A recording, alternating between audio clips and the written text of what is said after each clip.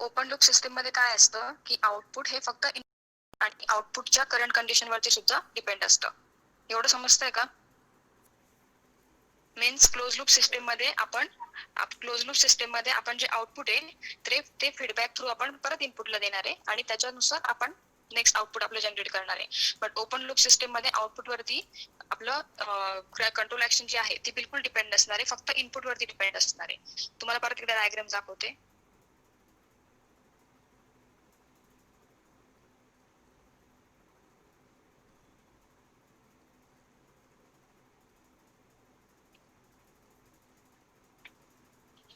दिसते का?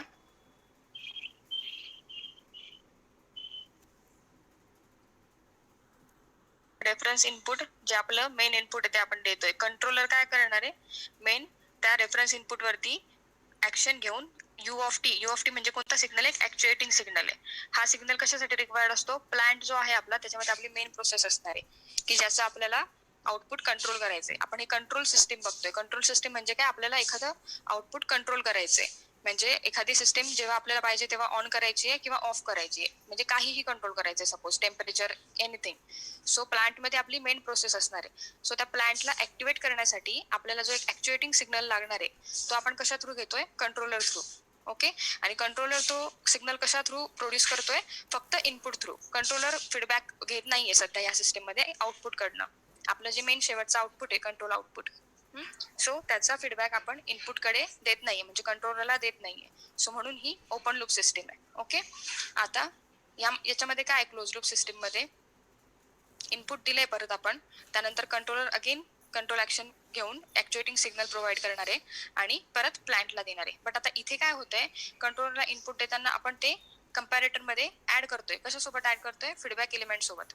दिसतंय का?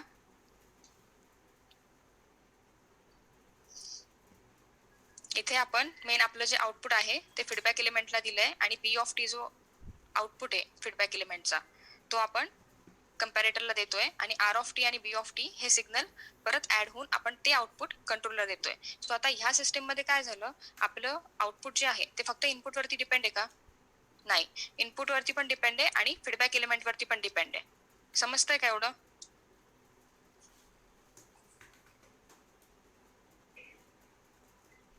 सो कंपॅरेटर जो सिग्नल प्रोव्हाइड करतोय E of T error signal, तो काय असणार आहे, आर ऑफ टी आणि बी ऑफ टीचं कंपॅरिझन म्हणजे अगेन काय, जेव्हा आपण हा फीडबॅक देतोय आउटपुट कडनं तो एकतर पॉझिटिव्ह फीडबॅक असेल किंवा निगेटिव्ह असेल. सो जेव्हा तो पॉझिटिव्ह असेल तेव्हा आपण याला काय म्हणणार, पॉझिटिव्ह फीडबॅक सिस्टीम, आणि जेव्हा निगेटिव्ह असेल तेव्हा निगेटिव्ह फीडबॅक सिस्टीम. सो जेव्हा पॉझिटिव्ह असेल तेव्हा R of T plus B of T error signal provide करेल आणि त्या एरर सिग्नल वरती कंट्रोलर ऍक्शन घेऊन एक ऍक्च्युएटिंग सिग्नल प्रोव्हाइड करेल जो प्लांटला प्रोसेस देईल आणि प्लांटची प्रोसेस त्याच्यानुसार कंट्रोल होईल. ओके. अगेन जेव्हा फीडबॅक एलिमेंट हा निगेटिव्ह असेल तेव्हा R of T minus B of T तो एरर सिग्नल प्रोड्यूस करेल आणि कंट्रोलर ऍक्शन घेऊन ऍक्च्युएटिंग सिग्नल प्रोव्हाइड करेल जो प्लांटला प्रोसेस करण्यासाठी यूज करेल. आणि अगेन आपल्याला क्लोज लूप सिस्टीमचं आउटपुट जे भेटणार आहे ते इनपुट आणि फीडबॅक एलिमेंट दोन्ही थ्रू भेटणार आहे. म्हणून आपण याला काय म्हणतोय, close loop system. Okay. Close loop म्हणजे फीडबॅक वरती आउटपुट डिपेंड असणार. बस एवढंच लक्षात ठेवायचंय तुम्हाला.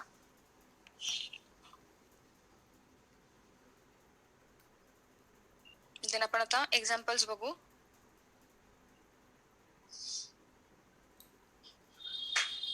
एक्झाम्पल्स बघू ओपन लूप सिस्टीमचे आणि क्लोज लूप सिस्टीमचे.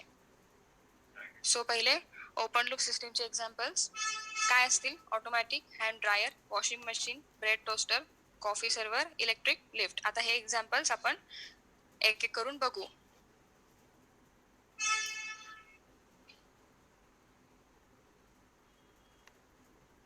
आता फर्स्ट हँड ड्रायर मध्ये काय होतं, ऑटोमॅटिक हँड ड्रायर जे असतं जे आपण मॉल्स मध्ये वगैरे इकडे तिकडे बघतो. सो तिथे काय होतं, आपण आपले हात जेव्हा ओले असतात तेव्हा त्याच्या खाली धरतो आणि त्यातनं गरम हवा बाहेर येते आणि आपले हात कोरडे होतात, right. So automatic hand dryer या सिस्टीमचं एम काय असणार आहे की to dry wet hands. Okay. So input काय असणार या सिस्टीमला, वेट हँड्स, आणि आउटपुट काय असेल, ड्राय हँड्स. अगेन मेकॅनिझम म्हणजे काय, ती कशी वर्क होणार आहे ही सिस्टीम, की एक हॉट एअर पास होणार आहे आपल्या वेट हँड्स वरती. ओके. सो ही ओपन लूप आहे की नाही क्लोज लूप, ओपन लूप आहे की क्लोज लूप, हे कसं डिसाइड होईल आता, की ह्या सिस्टीमचं आउटपुट जे आहे ते चेंज होतंय का आपल्या हातांच्या कंडिशन नुसार. म्हणजे जर आपले हात वेट आहे तरच ती हॉट एअर पास होणार आहे का? नाही. हॉट एअर आपण हात जरी धरले त्याच्या खाली, ते वेट असो ड्राय असो, ती हॉट एअर पास होणार आहे.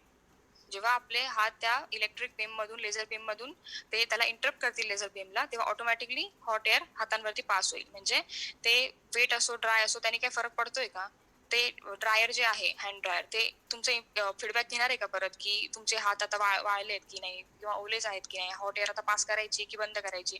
ते ऑटोमॅटिकली त्याचा जेवढा टायमर असणार आहे तेवढ्या टायमिंगसाठी ते हॉट एअर प्रोव्हाइड करणारच आहे, तुमचे हात ओले असो किंवा नसो. सो ही ओपन लूप सिस्टीम झाली, कारण ते आपलं आउटपुट चेक करत नाहीये की हात किती ओलेत वगैरे. सो म्हणून हिला ओपन लूप सिस्टीम म्हणणार आहे आपण. ठीक आहे. आता हेच वॉशिंग मशीन मध्ये काय होईल परत? वॉशिंग मशीनचं काय असणार आहे इनपुट? सांगा कोणीतरी, येतोय का आवाज सगळ्यांना? वॉशिंग मशीनचं इनपुट काय असणार आहे आपलं? Clothes, dirty clothes. Then output काय असणार आहे? Clean clothes. अगेन मेकॅनिझम काय येईल की येस, मेकॅनिझम काय येईल की त्याला फक्त कपडे वॉश करायचे. Okay. So again open loop आहे की क्लोज लूप आहे, कसं डिसाइड होईल?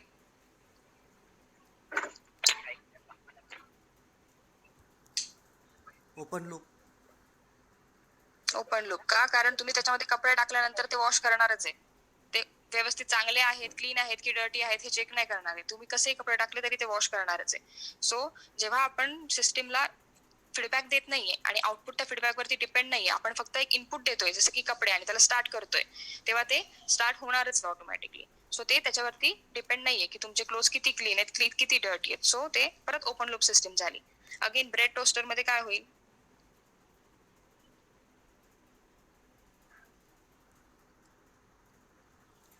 ब्रेड टोस्टर मध्ये सुद्धा फिक्स टायमिंग नंतर टोस्ट बाहेर येऊन जाईल.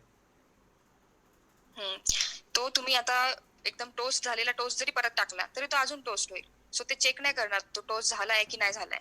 सो एक पर्टिक्युलर टाइम करता जेव्हा तुम्ही टोस्ट टाकणार तेव्हा तो परत तेवढा वेळ टोस्ट होईल आणि ऑटोमॅटिकली बाहेर येईल. तर मग अगेन परत हे काय झालं? ओपन लूप सिस्टम झालं. परत तेच कॉफी आणि मिल्क सर्व्हर म्हणजे हे मशीन जे असतात त्याच्यामध्ये सुद्धा तुम्ही त्याला स्टार्ट केलं तर ते तेवढी अमाऊंटची तेवढी कॉफी आहे तेवढं टायमिंग करता ती तिथनं पास करणार. ते चेक नाही करणार की तुमचा कप खालचा ऑलरेडी भरलाय की नाही, कॉफी टाकायची की नाही.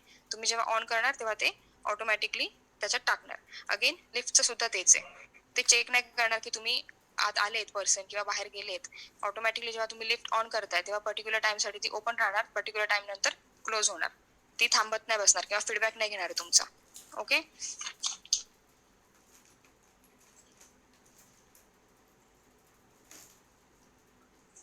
सो ऍडव्हान्टेजेस काय येतील ओपन लूप सिस्टमचे? की सिम्पल आहे कन्स्ट्रक्शन मध्ये, इकॉनॉमिक आहे म्हणजे जास्त कॉस्टली नाहीये.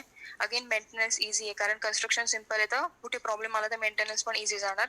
सो स्टेबिलिटीचा पण काही जास्त प्रॉब्लेम नसणार. Convenient to use when output is difficult to measure. म्हणजे आउटपुट डिफिकल्ट टू मेजर म्हणजे काय? आपण जेव्हा क्लोज लूप सिस्टम मध्ये फीडबॅक देतो तेव्हा ते आउटपुट मेजर पण करता आलं पाहिजे ना. ते मेजर करून मग आपण त्याला त्याच्यावरती प्रोसेसिंग करून मग फीडबॅक एलिमेंट थ्रू ते इनपुटकडे देणार आहे. बट ते आउटपुटच जर मेजर करता येण्यासारखं नसेल तर आपण त्या सिस्टमला क्लोज लूप बनवू शकत नाही. त्याला आपल्याला ओपन लूपच ठेवावं लागणार. ठीक आहे. त्यानंतर डिसएडव्हान्टेजेस काय येतील? इनअॅक्युरेट अँड अनरिलायबल. इनअॅक्युरेट का? कारण आपण फीडबॅक वरती काम करतच नाहीये. आउटपुट आपलं प्रॉपर येतंय की नाही आपण ते चेक करत नाहीये आणि फीडबॅक देत नाहीये. सो सिस्टम मध्ये जरी काही प्रॉब्लेम्स असतील किंवा काही एरर्स असतील तर ते आपण चेंज नाही करू शकत ओपन लूप मध्ये. ओके. आणि इंटरनल डिस्टर्बन्सेस म्हणजे अगेन नॉईज वगैरे ऍड होणार ते. ठीक आहे. आता क्लोज लूपचे एक्झाम्पल्स बघू. Automatic electric iron, okay, and walking on the road.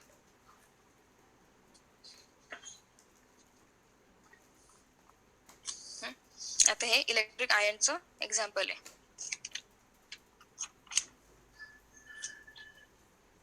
दिसते का डायग्राम?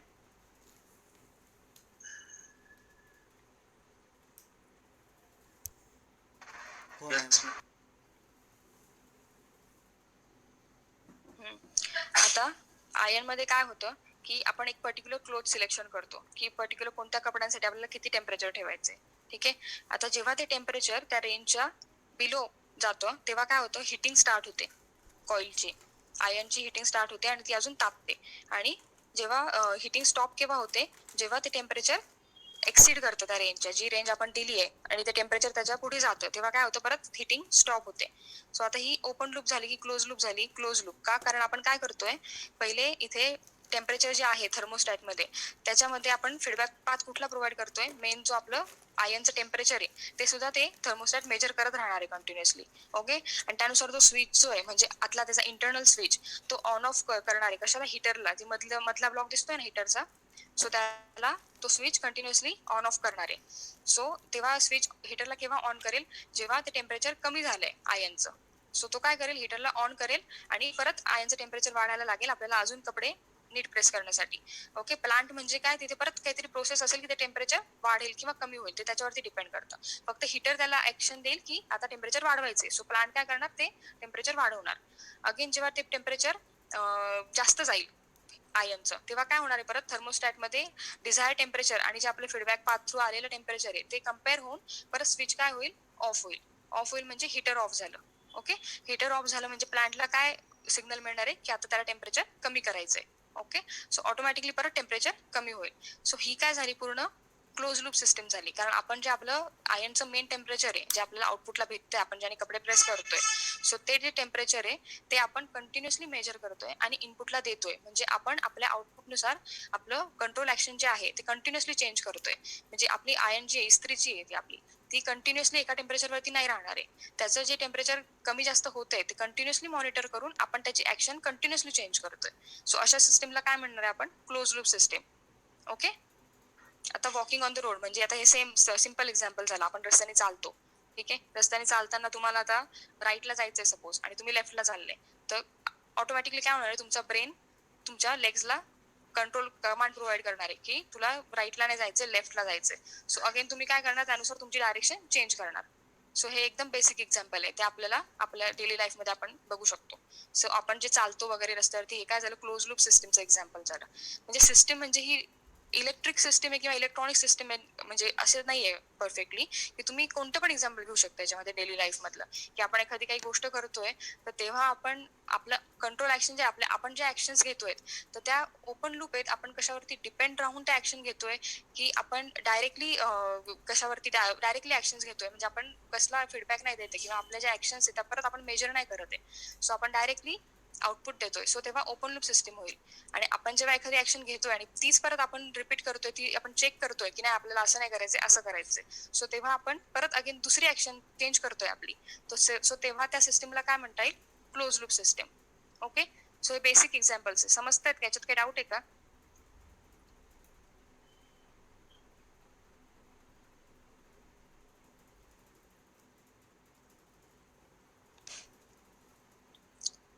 अगेन हे advantages and disadvantages of close loop system. Advantages काय येतील? परत अॅक्युरसी हाय असणार आहे कारण आपण फीडबॅक प्रोव्हाइड करतोय. फीडबॅकनुसार आपण आपले एरर ऑब्व्हियसली कमी करू शकणार आहे. Okay, it census changes in output and correct the same. Again तेच परत आउटपुट मधले चेंजेस सेन्स करते आणि करेक्ट करते. जर आपल्याला ऍक्शन घ्यायची असेल, करेक्ट करायचं असेल तर आपण करेक्ट करतोय. अगेन फॅसिलिटेट ऑटोमेशन म्हणजे इथे जास्त मॅनपॉवरची गरज नसणार आहे. ऑटोमॅटिकली आउटपुट चेक करून आपण आपल्याला पर्टिक्युलरली फक्त दरवेळी इनपुटच चेंज करायची गरज नाहीये. ऑटोमॅटिकली आउटपुटनुसार आपले कंट्रोल ऍक्शन कंटिन्युअसली चेंज होऊ शकते. सो हे ऑटोमेशन साठी बेस्ट असणार आहे. ओके, अगेन डिसएडव्हान्टेजेस काय येतील? कॉम्प्लिकेटेड का? कारण परत आउटपुट मेजर करायचे, ते फीडबॅक थ्रू इनपुटला द्यायचे. सो सिस्टम वाढणार आहे आणि कॉम्प्लिकेशन्स वाढणार आहेत. ओके, मेंटेनन्स पण कॉस्टलियर कारण सिस्टम मोठी होते तर मेंटेनन्स पण कॉस्टलियर जाणार. Okay, system may become unstable का होऊ शकते? कारण आपण आउटपुट जे चेक करतोय ते नेसेसरी नाही आपण दरवेळेला ते सेमच आपण एक्झॅक्टली मेजर करू शकतोय. काही वेळेस काय होणार आहे की आउटपुट आपलं जे ऍक्च्युली आहे त्यापेक्षा मेजरमेंट डिव्हाइसेस म्हणा किंवा जे काय आपण मेजरमेंटसाठी यूज करतोय आपल्या टेक्निक्स, सो त्याच्यामध्ये काही प्रॉब्लेम येऊ शकतो आणि ते सिस्टम अनस्टेबल होऊ शकते. ओके, सो हे कम्पॅरिझन आहे ओपन लूप आणि क्लोज लूप सिस्टमचा. ओके, सो हे एक्सप्लेन करायची गरज आहे का? कळतंय का सगळ्यांना? ओपन लूप मध्ये फीडबॅक नसणार आहे, क्लोज लूप मध्ये असणार आहे. देन ओपन लूप मध्ये एरर डिटेक्टर नाही आहे, क्लोज लूप मध्ये एरर डिटेक्टर असणार आहे.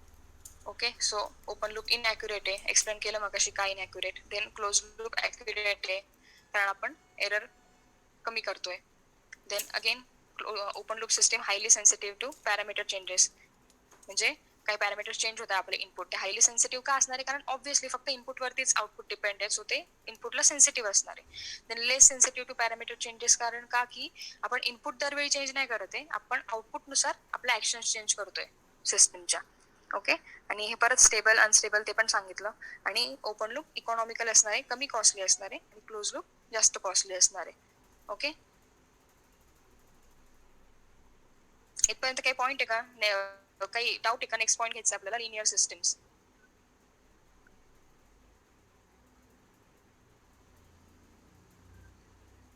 काही डाऊट आहे का कोणाला? No, ma'am. ओके.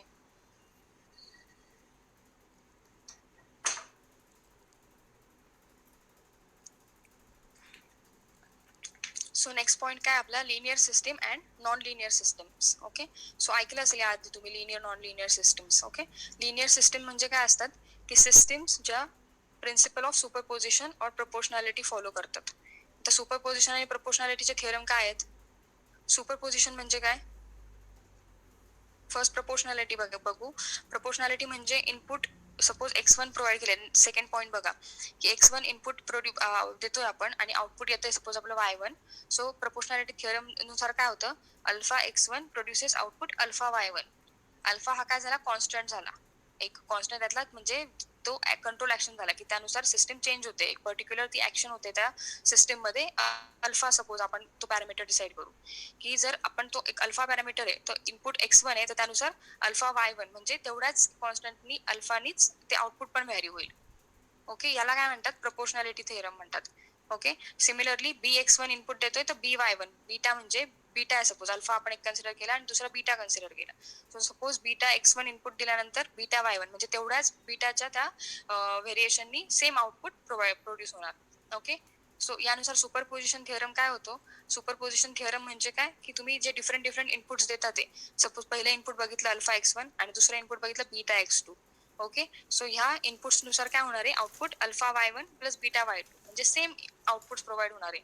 म्हणजे हा सिस्टम कशा आहेत की आपण मॅथमॅटिक जे बघतो, लॅपलास, फुरियर, झेड ट्रान्सफॉर्म वगैरे, तर ह्या सिस्टम्स आपण ह्या लॅपलास वगैरे या थ्रू आपण मेजर करू शकतो किंवा अनालाइज करू शकतो. सो जेव्हा ह्या सिस्टम्स सुपरपोजिशन किंवा प्रपोर्शनॅलिटी हे थिअरम फॉलो करत नाही, म्हणजे आपण x1 इनपुट दिलंय, तर नेसेसरी नाहीये की अल्फा x1चं आउटपुट हे अल्फा y1च असेल, म्हणजे ते अल्फा फॅक्टरनीच व्हॅरी होईल असं नेसेसरी नाही आउटपुट. ते कशाने पण व्हॅरी होऊ शकतं. मे बी अल्फा 1 अल्फा 2 काहीतरी एक डिफरंट पॅरामीटर असेल. सो तेव्हा त्या सिस्टमला काय म्हणणार आहे आपण, नॉन लिनियर सिस्टम म्हणणार आहे. सो जेव्हा सिस्टम ह्या सुपरपोजिशन आणि प्रोपोर्शनॅलिटी थिअरम फॉलो करतात आणि जेव्हा आपण मॅथमॅटिक्स थ्रू म्हणजे लॅपलास, फुरियर वगैरे यांच्या थ्रू त्या सिस्टम्स अनालाइज करू शकतो, तेव्हाच आपण त्यांना काय म्हणतात, आपण त्यांना काय म्हणणार, लिनियर सिस्टम्स म्हणणार. Okay. So non linear system मध्ये काय येईल, प्रॅक्टिकल सिस्टम म्हणजे आपण जरी सपोज एक थिओरॉटिकली डिसाइड केलं की ही एक system, particular system suppose linear आहे, की ती एक पर्टिक्युलर इनपुट दिलं की आउटपुट पण सेम व्हॅरिएशननी प्रोव्हाइड करेल, असं आपण जेव्हा थिओरॉटिकली डिसाइड करतो, पण प्रॅक्टिकली ते पॉसिबल नाहीये. प्रॅक्टिकली काही सर्टन चेंजेस नुसार जे आउटपुट आहे ते इनपुटच्या सेम फॅक्टरवरती डिपेंड नसणार आहे. सो प्रॅक्टिकली ती लिनियारिटी जी आहे, म्हणजे इनपुटचं फॅक्टर आणि आउटपुटचा फॅक्टर तो चेंज होणार आहे. सो अशा सिस्टमला काय म्हणणार आहे आपण, नॉन लिनियर सिस्टम म्हणणार आहे. Okay. So again they do not obey the law of superposition. Okay. So same signal gives different output at different operating conditions. म्हणजे काय होणार आहे की आपण सपोज एखादा टेस्ट सिग्नल आहे, आपल्याला तो सिग्नल चेक करायचा आहे की त्या सिग्नलला सेम आउटपुट भेटतंय की नाही.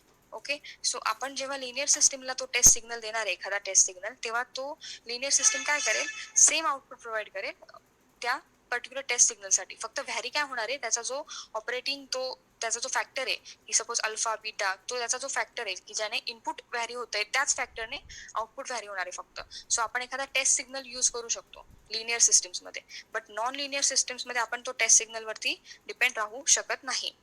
ठीक आहे. का नाही राहू शकत डिपेंड, कारण आपल्या टेस्ट सिग्नल जेव्हा आपण एखादा नॉन लिनियर सिस्टमला देतो, तर तो दरवेळी डिफरंट आउटपुट प्रोव्हाइड करतो.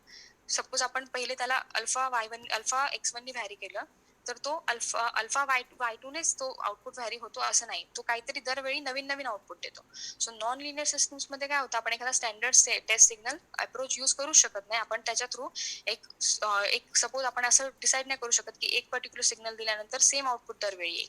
सो अशा सिस्टम्सला काय म्हणणार आहे आपण, नॉन लिनियर सिस्टम्स म्हणणार आहे. ओके. याचे तुम्हाला काही डायग्राम्स वगैरे असं नाहीये, फक्त थिअरीच आहे याची. ठीक आहे. अगेन याचं हे कंपॅरिझन आहे लिनियर आणि नॉन लिनियर सिस्टम्सचं. ठीक आहे. Linear systems obey superposition theorem. Then non-linear systems do not obey superposition theorem. Okay, then linear systems can be analyzed by standard test signal. आता जसं मी सांगितलं स्टँडर्ड टेस्ट सिग्नल घेऊन आपण लिनियर सिस्टम्सला अनालाइज करू शकतो. ओके, आणि नॉन लिनियर सिस्टम्सला आपण analyse करू शकत नाही बाय स्टँडर्ड टेस्ट सिग्नल, कारण दरवेळी तो नवीन आउटपुट प्रोव्हाइड करणार आहे. Okay, again linear systems मध्ये stability depends only on root location, and in non-linear systems stability depends on root location, initial condition and type of input. म्हणजे काय की linear system मध्ये फक्त रूट लोकेशन वरती, route location म्हणजे काय की आपण एक इनपुट देतोय त्याच्यावरतीच ते वर्क करणार आहे आणि सेम आउटपुट प्रोव्हाइड करणार आहे. बट नॉन लिनियर सिस्टम्स मध्ये root location plus initial condition म्हणजे आधीचं जे इनपुट होतं त्यानंतर टाईप ऑफ इनपुट, इनपुट कसं चेंज होतंय म्हणजे त्या सगळ्या गोष्टी त्याच्यावरती त्या व्हॅरी होणार आहे, आणि काही इंटरनल डिस्टर्बन्सेस म्हणा किंवा काही अदर एक्सटर्नल पॅरामीटर्स जे त्या थ्रू त्याचं आउटपुट कंटिन्युअसली चेंज होणार आहे. Okay, then linear systems do not exhibit oscillations and non-linear systems exhibit self-sustained oscillation. आता ऑसिलेशन म्हणजे काय असणार आहे की लिनियर सिस्टम मध्ये आउटपुट मी सांगितलं जसं कंटिन्युअसली व्हॅरी नाही होते, आपला एक सेम आउटपुट तो प्रोव्हाइड करतोय, सेम फॅक्टर थ्रू इनपुट आणि आउटपुट व्हॅरी होत आहे. सो ऑसिलेशनचा त्याच्यामध्ये काही संबंध नाही येणार. बट नॉन लिनियर सिस्टम्स मध्ये काय होणार आहे, त्या एक्सटर्नल पॅरामीटर्स नुसार जसं आउटपुट चेंज होते तसं ते कंटिन्युअसली ऑसिलेशन त्याचे चेंज होणार आहे. म्हणजे इनपुट मध्येच काहीतरी सेम सिग्नल करता काहीतरी डिफरंट आउटपुट येईल, अगेन नेक्स्ट टाइम आपण जेव्हा तोच सिग्नल अप्लाय करू तेव्हा काहीतरी अगेन डिफरंट आउटपुट येईल. सो ते व्हॅरी होणार आहे, आउटपुट पहिले जे होतं आणि नंतर जे येत आहे, सो त्यातला जो डिफरन्स आहे म्हणजे ते ऑसिलेशन जे आहे ते कंटिन्युअसली वाढणार आहे आणि चालूच राहणार आहे. Okay, again linear systems can be analyzed by Laplace Fourier Z transform. In mathematically it can be analyzed, आणि non linear systems mathematically analyze होत नाहीत. ओके,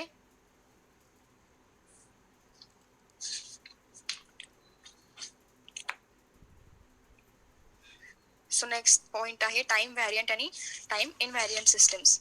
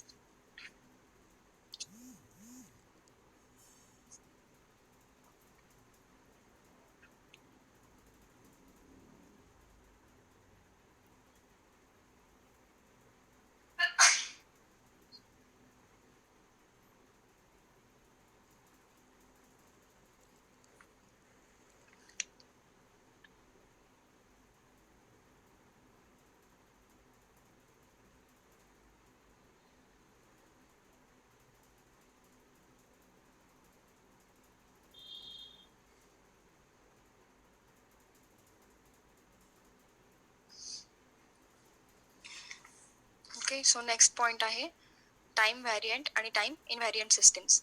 आता टाइम व्हॅरियंट आणि टाइम इनव्हॅरियंट काय असतं, कोणाला आयडिया आहे का काही? काहीतरी बोलत जा मध्ये मध्ये, म्हणजे मला समजेल तुम्हाला समजतंय असं. मानुसार व्हॅरी होणार आहे आणि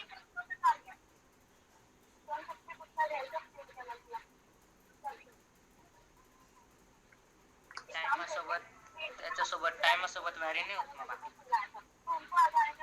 टाइम सोबत व्हॅरी होतात नाही असं नाही म्हणता येणार.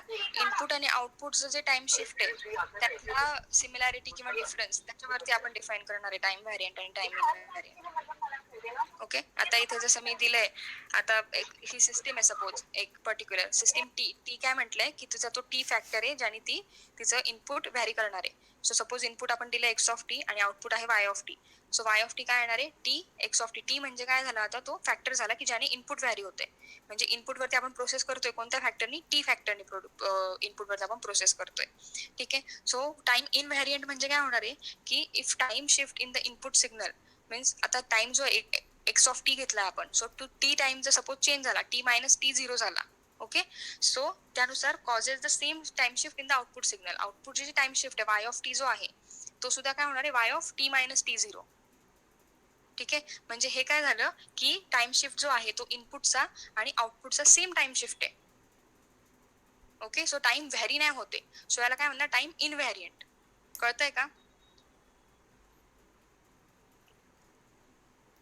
A system is called time invariant if a time shift in the input signal x of t minus t0 causes same time shift in the output signal y of t minus t0.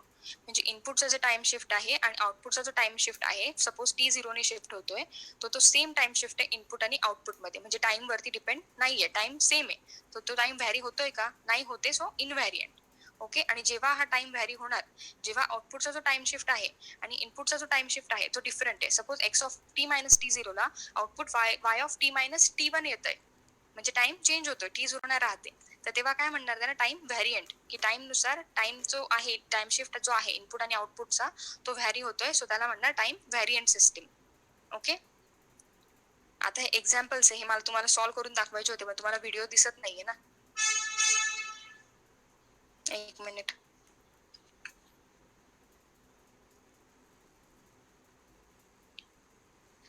दिसतोय का video?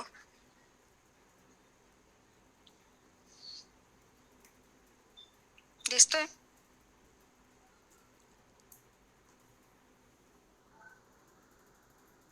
हो ma'am, थोडा blur दिसतोय फक्त.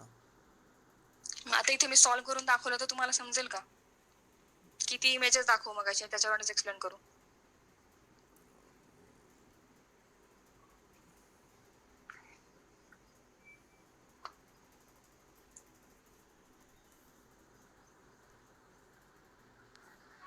समजेल ना. या image वरनं करू की व्हिडिओ मध्ये एक्सप्लेन करू?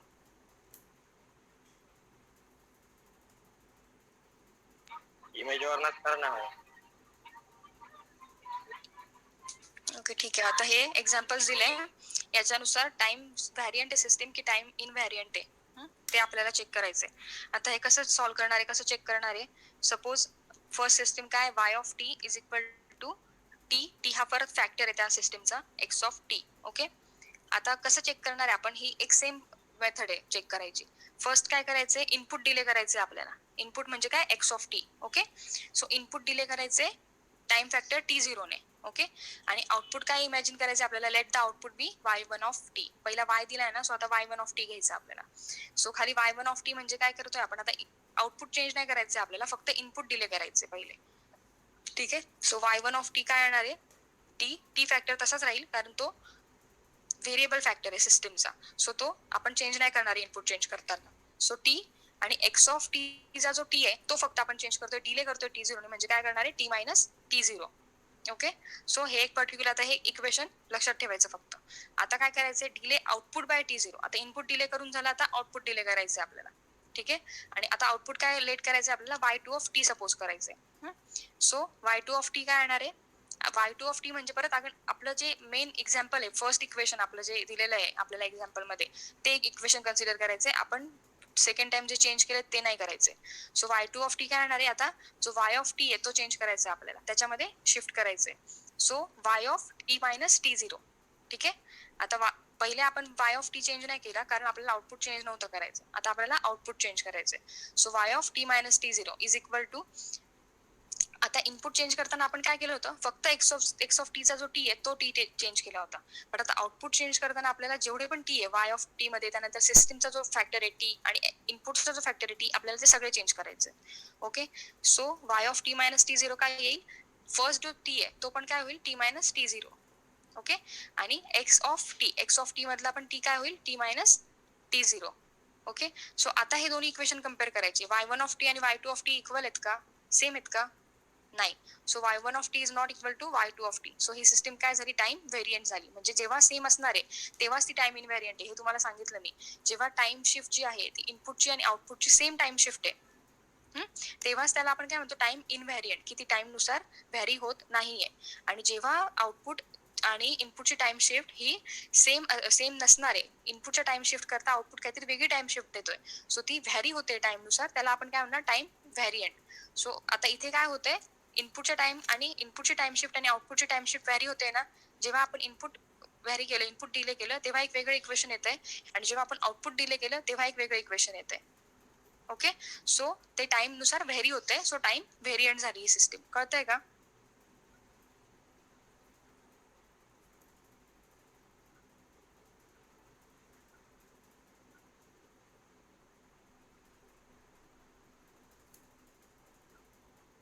कळतंय का की परत एक्सप्लेन करू?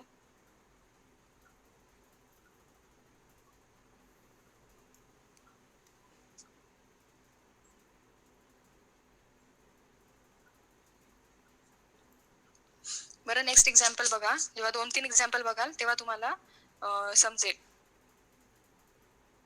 नेक्स्ट 2-3 एक्झाम्पल बघाल तेव्हा तुम्हाला समजेल. ओके, आता फर्स्ट एक्झाम्पल मध्ये थोडं कन्फ्युजन होणारच आहे. आता नेक्स्ट एक्झाम्पल काय आहे, y of t is equal to cos t into x of t. Second example. Okay, so again first आपल्याला काय करायचंय, मेथड सेम आहे, पहिले इनपुट डिले करायचे by t0. Okay, let the output be y1 of t. Okay, so next equation बघा, y1 of t काय झाला, आता आपल्याला इनपुट डिले करायचे. सो y ऑफ टी जो आहे तो आपण तो t चेंज नाही करणार, कॉस टीचा t सुद्धा चेंज नाही करणार, फक्त इनपुटचा जो x ऑफ टी आहे तो चेंज करणार. सो एक्स ऑफ टी काय झाला, x of T minus t0. Okay, हे एक इक्वेशन झालं. ओके, आता परत काय करायचंय, delay output by t0. Input delay करून झालं, आता आउटपुट डिले करायचंय. सो आउटपुट काय येईल, y2 ऑफ टी सपोज करायचंय आपल्याला. सो अगेन आता y2 of T output change करताना काय सांगितलं होतं, जितके पण टी दिसत आहे तुम्हाला इक्वेशन मध्ये, आउटपुटसाठी, इनपुटसाठी, त्यानंतर जो कॉन्स्टंटचा टी आहे, सिस्टमचा चेंजिंग फॅक्टर, सगळे टी तुम्हाला चेंज करायचे. सो y2 ऑफ टी काय येणार आहे, फर्स्ट काय y ऑफ टी जो आहे फर्स्ट इक्वेशन मध्ये जे आपल्याला सॉल्व्ह करायचं एक्झाम्पल आहे ते, सो तो चेंज करतोय आपण, y of T minus t0. Okay, is equal to, नाव आता कॉसचा जो टी आहे तो सुद्धा आपल्याला चेंज करायचा आहे, cos of T minus t0. Okay, परत एक्स ऑफ टी जो आहे तो पण चेंज करायचा आहे, x of T minus t0. Okay, so परत आता हे दोन इक्वेशन कम्पेअर करा, सेम आहेत का, नाही, y1 ऑफ टी आणि y2 ऑफ टी परत डिफरंट आहे. सो ही सिस्टम सुद्धा काय आहे, टाइम व्हेरियंट आहे. आता तुम्ही एक टाइम इनव्हेरियंट सिस्टमचं हे बघा एक्झाम्पल, म्हणजे तुम्हाला समजेल. आता इथे जे थर्ड एक्झाम्पल दिसतंय खाली, y of t is equal to 2 plus x of t. आता हे बघू आपण, याच्यामध्ये काय आहे, आता परत पहिले इनपुट डिले करतोय t0 नी. ओके, सो आउटपुट आपल्याला सपोज करायचंय y1 of T. y1 of t काय येणार आहे, इनपुट डिले करतोय, फक्त एक्स ऑफ टीचा टीला आपल्याला चेंज करायचंय. सो y1 ऑफ टी काय येणार आहे, 2 प्लस एक्स ऑफ टी मधला जो टी आहे तो आपण टी मायनस t0 म्हणजे t0 ने डिले केला. ओके, सो आता आउटपुट काय करायचंय आपल्याला, परत डिले करायचंय t0 ने.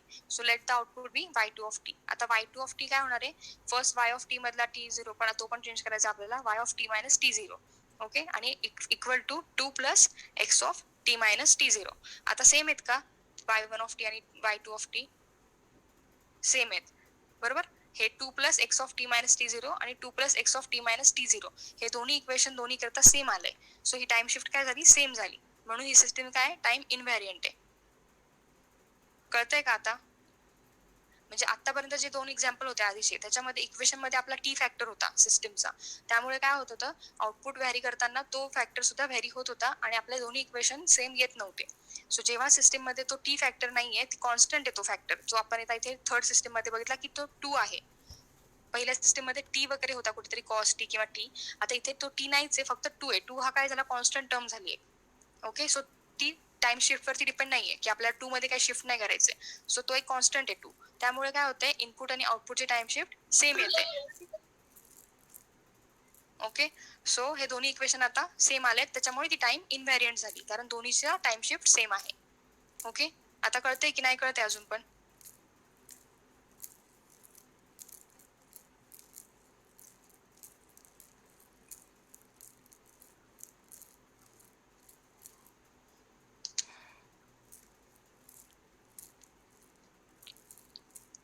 कळतंय का, कोणालाच नाही कळतंय का,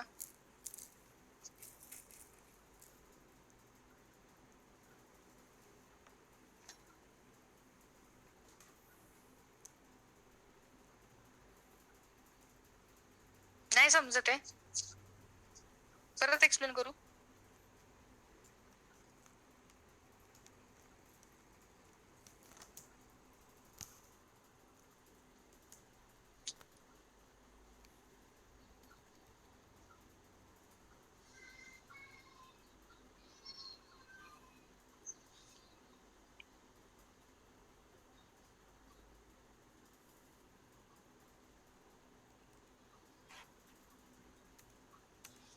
करू का इथे एक्सप्लेन, दिसतंय का मॅम, कॉस वाला परत एक्सप्लेन. कॉस वाला,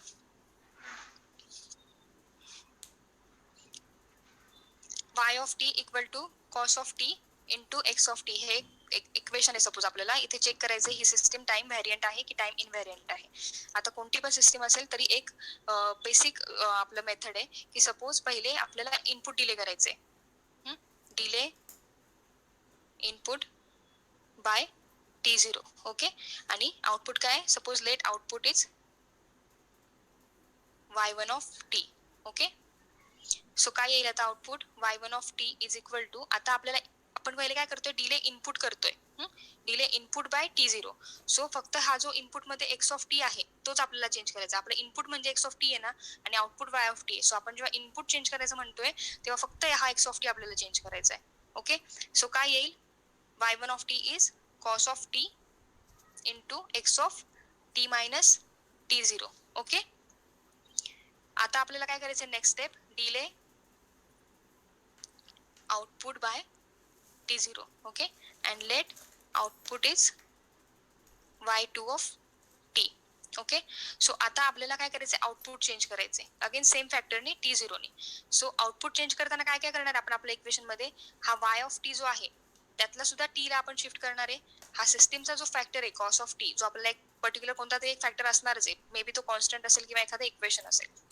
सो इथे t आलाय ना, सो तो पण आपल्याला चेंज करायचा आउटपुट व्हॅरी करताना, आणि अगेन इनपुटचा जो आहे तो सुद्धा चेंज करायचा आहे. सो आता y2 ऑफ t काय येणार आहे, पहिला y ऑफ t चेंज करायचा आपल्याला हा. सो हा काय येणार आहे, y of t minus T0. Okay, is equal to, आता परत कॉस मधला पण t चेंज करायचा आहे. So cos of t minus T0. Okay, आणि इनपुटचा सुद्धा, so x of t minus T0. कळतंय का? सो आता हे दोन्ही इक्वेशन सेम आहेत का, y1 ऑफ t आणि y2 ऑफ t हे दोन्ही इक्वेशन सेम आहेत का? इथे काय येते equation, cos of t into x of t minus T0, आणि इथे काय येते equation, cos of t minus T0 into x of t minus T0. म्हणजे एवढंच इक्वेशन चेक करायचंय तुम्हाला, हे आणि हे सेम आहेत का, सेम नाहीये. So y1 of t is not equal to y2 of t, म्हणून ही सिस्टीम काय आहे, टाइम व्हेरियंट, कारण टाइम शिफ्ट चेंज होते इनपुट आणि आउटपुट, सो टाइम व्हेरियंट. कळतंय का आता? येस समजलं का सर्वांना? हो मॅम समज. आता ही जी नेक्स्ट सिस्टीम आपण बघितली होती, याच्यामध्ये जो इक्वेशन आहे आपल्या आउटपुटचं, त्याच्यामध्ये टी कुठेच नाहीये, फक्त इनपुट मध्ये हा जो 2 आहे तो कॉन्स्टंट झाला. सो आपण जेव्हा इनपुट म्हणजे डिले करणार, सपोज डिले इनपुट म्हणणार आपण, जेव्हा पहिले डिले इनपुट बाय T0, तेव्हा काय होईल, y1 of t is equal to 2 plus x of t minus T0. आणि आता आपण जेव्हा आउटपुट डिले करणार, डिले आउटपुट बाय T0, तेव्हा काय होईल, y2 of t is equal to y of t minus T0 is equal to 2 plus x of t minus T0. आता हे दोन्ही इक्वेशन सेम आले ना, इथे आणि इथे, कारण आपल्याला फक्त हे दोनच शेवटचे इक्वेशन चेक करायचे. आता इथे टी फॅक्टर नाहीच आहे आपल्या इक्वेशन मध्ये, सो इनपुटची सुद्धा टाइम शिफ्ट इथे एवढीच व्हॅरी होणार आहे, आणि टी फॅक्टर नसल्यामुळे इथे पण एवढंच इनपुट व्हॅरी होणार आहे. सो हे दोन्ही इक्वेशन इक्वल येणार आहेत आपले, y1 of t is equal to y2 of t. Therefore system is time invariant का, कारण टाइम शिफ्ट चेंज होत नाही, इनपुट आणि आउटपुटचे टाइम शिफ्ट सेम आहे. ओके, समजतंय का आता?